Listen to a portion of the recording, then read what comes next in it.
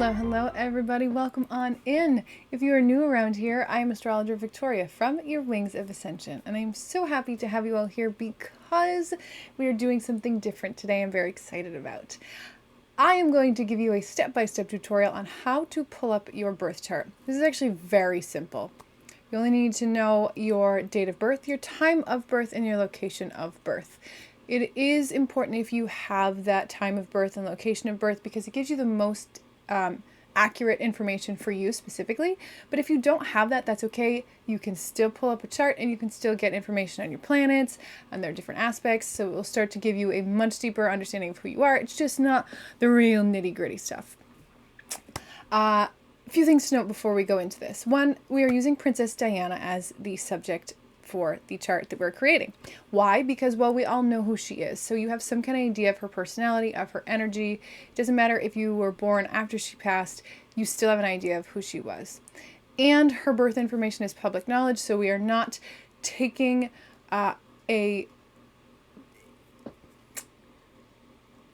disrespectful, let's say it that way, stance on creating charts. It is my belief that you don't create a chart for someone unless you have their approval, you have their blessing, or it is public already because they have allowed it to be public. So we're using her information, it's public, and it is verified by the royal family, so we know that it is accurate.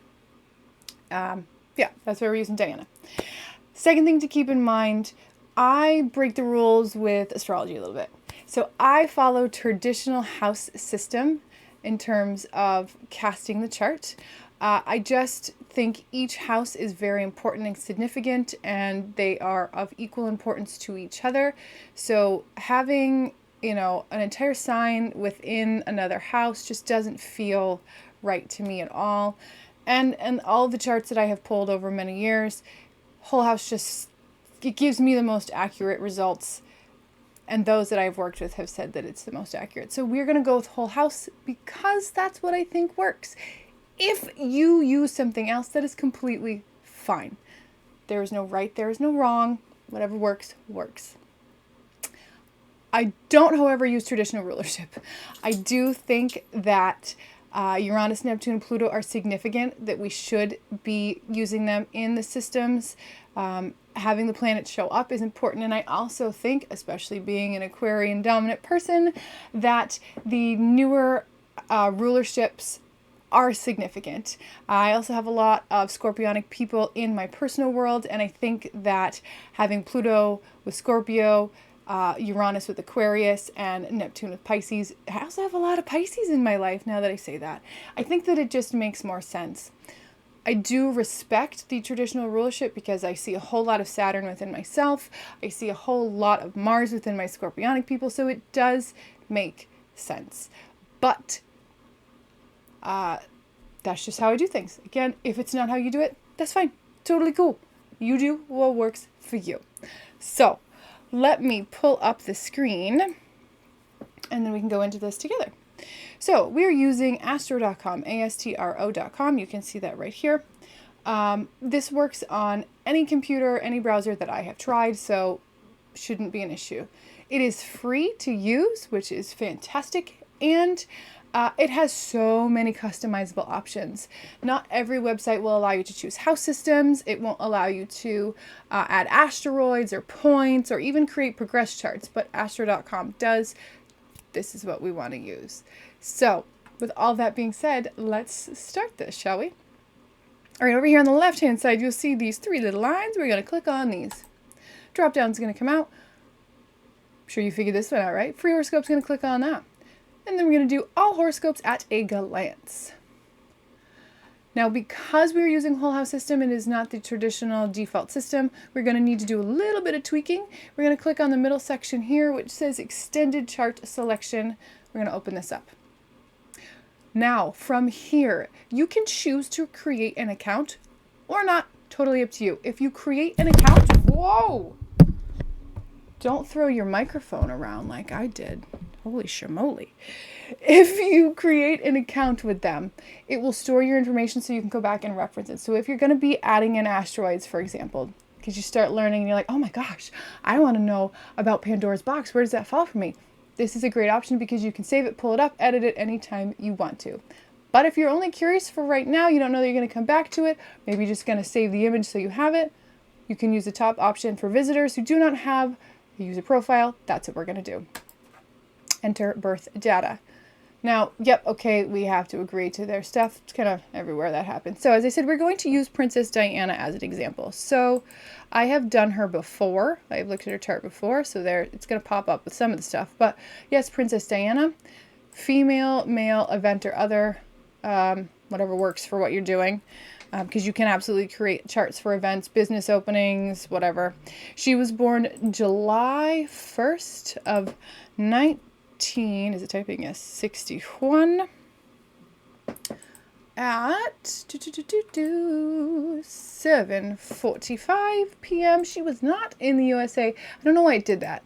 Usually the whole world is what it defaults to, so I'm not sure why it did that.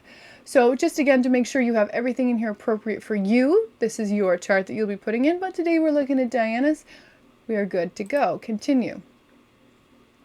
Now, at this point, this top part is totally fine. Leave this alone. We're going to tweak a few things from here. Number one, zodiacs. I just combined those words. Zodiacs and houses are going to open this plus sign. House systems. We are not using default. We already know this. We are going to switch to whole sign. Underneath, display and calculation options. We're going to open this. We're going to do the true node, so you get your actual north and south node. Over in the middle, the traditional, as I said, I do traditional house system, but I believe that the planets that are newer are significant. We leave them alone. I do like to have the aspects to Chiron and to the lunar nodes and the eclipses because I think they are very significant. So click on those and then show the chart. And there we have it. Here's your chart. You can, it's quite large, click on it. It will open up to a window that just has the chart, and then you can save this.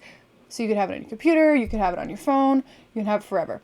You have your chart. I have saved it so that I can write on it to make it easier to see. But as you can see, this is the same thing, whether we have the one that's saved here or I pulled the one up here, same thing. Merp, merp. All right, I just wanted to make it easier. So now that we have found our chart on astro.com, we have everything we're sure that is accurate up top. We're going to look at the chart and kind of break it down just a little bit. I'm not going to go through everything, but we're going to just understand what we're seeing here. So if you notice, there are 12 different, 1, 2, 3, 4, 5, 6, 7, 8, 9, 10, 11, 12 different pizza pies here. Called a pizza pie because that's what it looks like. If you don't know, it looks like pizza pie. These different little pizza pies, actually, I guess they're slices of a pizza pie, aren't they? The 12 different slices are actually the houses. And the houses represent the different areas of life. And by different areas of life, I mean things like our work life. What does it look like? Our personal family life, our home life as a child, our friends, what does that area of our life look like? So it's not physically an area, although it could be our home.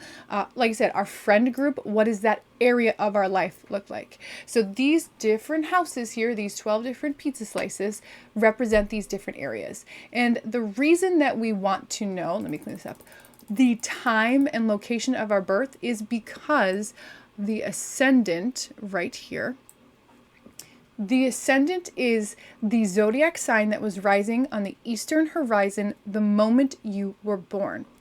So if this is the zodiac sign, this is the horizon, the zodiac sign that was rising at Diana's birth is found right here.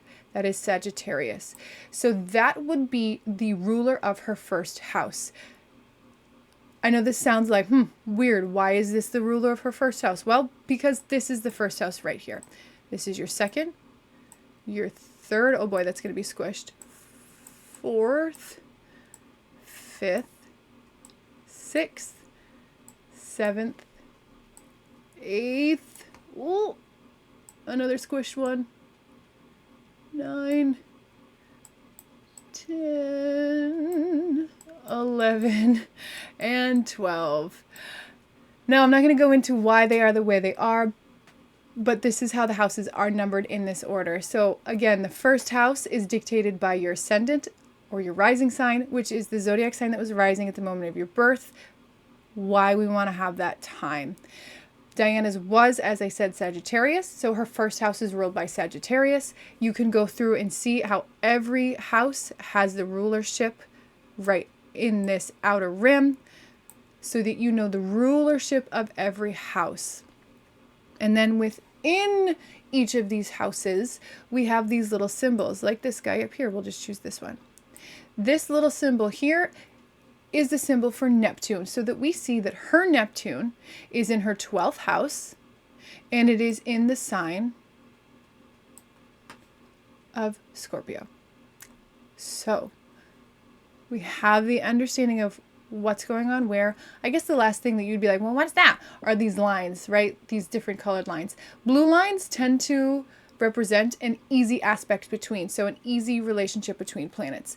Red lines tend to be a little more difficult. And dotted lines are minor aspects that we feel, but we don't feel them as intensely as we would others. It's all stuff that we will get into later, the more that you dive into stuff. But I just wanted to give you the basic understanding. Now, if you are unsure of what all the symbols are, you can pop over to my Instagram. I have a little cheat sheet, but all you have to do is scroll down here too. Whoa, wrong way to scroll, kid. Wrong way to scroll. There we go. So you can see the sun here is this symbol. Might want to draw. Oh, because it's outside of the line, duh. The sun we see is this circle with the dot in the middle. The moon is the moon. You can break down and see what they are. Let's just go find the sun. Diana's sun is right here. You can see that it is in her 8th house, and it is in Cancer. And there's the 8. So now you have somewhat of an idea, whoops, again, wrong way, of how to pull up your chart, very simple, and kind of what it looks like on a minor scale. So again, you can use the little cheat sheet down here that tells you, always there for you. If you want to know more about the planets, absolutely, you can go over my Instagram. I have stuff broken down there. We will break down each of the planets, the zodiac signs, more as we go.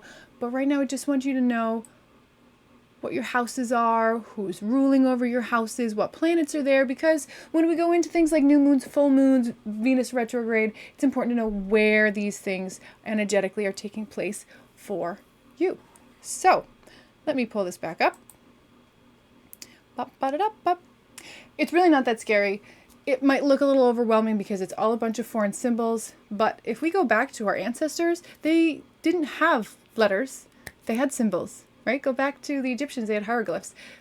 And look at us now. How many people communicate with emojis? You don't necessarily have to have words to understand what something is, right? So it's not that scary. It's pretty easy to pull up. It's pretty easy to start diving into, and it's actually really fun and interesting to look at yourself.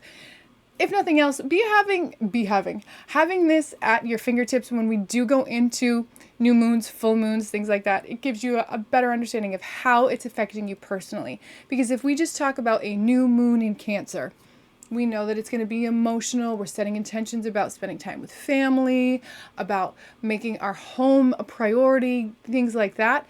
But it's going to manifest differently if it's in your 3rd house or if it's in your 10th house. Right? Because the 3rd house rules over communication. It rules over your siblings. It rules over your immediate community. So that's going to be impacted very differently than your 10th house, which is your career. We're learning to balance in either 10th or 3rd, if that's where you are, right? What this energy is bringing in. So it's important to know this, not just for new moons, full moons, but for everything that's happening, right?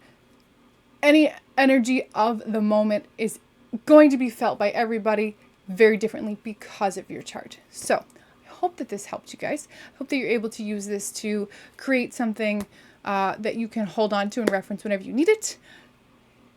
I think I've covered everything I need to cover for you. If you have questions, just pop them in below. I'm more than happy to answer them for you. But as I tell you guys all the time, this is pretty awesome. You've got this. You don't need my help anymore. You're fine. You're good. Use the old interwebs and start Googling. Start looking up things because it's interesting. It's fun. So I will see you again. Thank you so much for coming along, and I will see you soon. Bye, guys.